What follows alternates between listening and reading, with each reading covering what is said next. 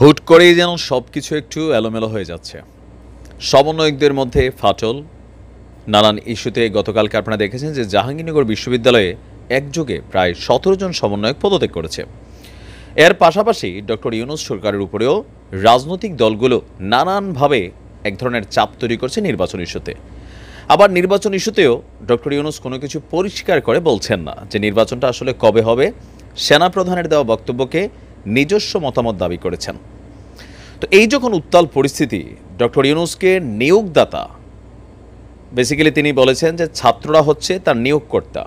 তো সেই নিয়োগকর্তারাই এবার যাকে নিয়োগ দেওয়া হয়েছে তার উপর একটা কঠিন প্রেশার বা অলিখিত চাপ প্রয়োগ করছে। আর সেই চাপটা হচ্ছে, গতকালকে আপনাদেরকে বলেছিলাম যে রাষ্ট্রপতি শাহাবুদ্দিন চুপ্পু সাহেব একমাত্র আওয়ামী লীগের মধ্যে খুবই শান্তিতে যিনি রাষ্ট্রীয় যত সুযোগ সুবিধা, আতিথেয়তা, পাশাপাশি সম্মান, প্রোটেকশন সকল কিছু নিয়ে তিনি আসলে চেয়ারটাতে বসছেন।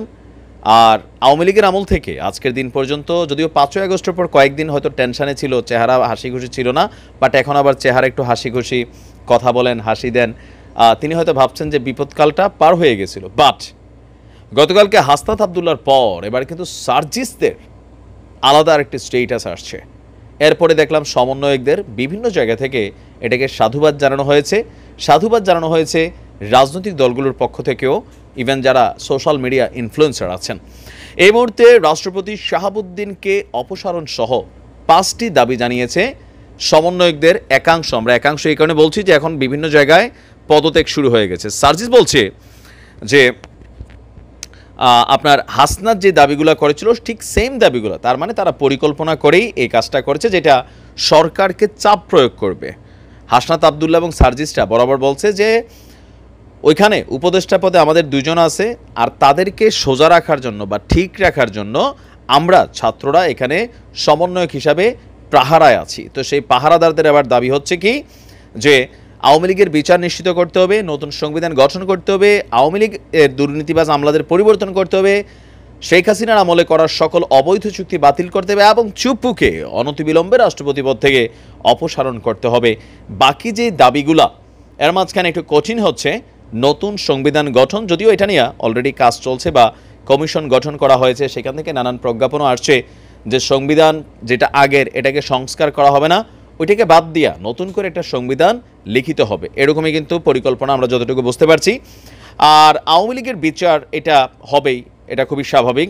দুর্নীতিবাজ আমলাদের পরিবর্তন, এটাও খুবই সিম্পল, একটা আদেশে সব বাদ হয়ে যাবে। আর হাসিনার আমলে করার সকল অবৈধ চুক্তি, এখন এই চুক্তিগুলোর মধ্যে যেমন আদানি গ্রুপের সাথে চুক্তি আছে, চাইলেই কিন্তু এটা বাদ দেওয়া যাবে না। আবার ধরেন এরকম বৈদেশিক অনেক চুক্তি আছে যেগুলো চাইলে আপনি বাদ দিতে পারবেন না। তো বিশেষ করে ভারতের সাথে বৈদ্যুতিক যে চুক্তি, আরও বিভিন্ন ধরনের চুক্তি আছে, এগুলো থেকে রাতারাতি চাইলে বের হওয়া যাবে না, যেটা ডক্টর ইউনূস সরকার করতে গেলে, রাষ্ট্র পরিচালনা করতে গিয়ে তিনি নানান বিপদের সম্মুখীন হবেন বা সমস্যার সম্মুখীন হবেন, যেগুলোর ঝক্কি ঝামেলা ওনার কাঁধেই পড়বে। তো তার মানে যেটা তিনি পারবেন না সেটাও দাবি করা হচ্ছে, যেটা পারবেন সেটাও দাবি করা হচ্ছে। তো যেই ছাত্ররা তাকে এই সম্মানের জায়গাটায় বসিয়েছেন, এখন এই দাবিগুলো যদি পূরণ না হয় তাহলে কি হবে? ছাত্ররা মাঠে নামবে সামহাও।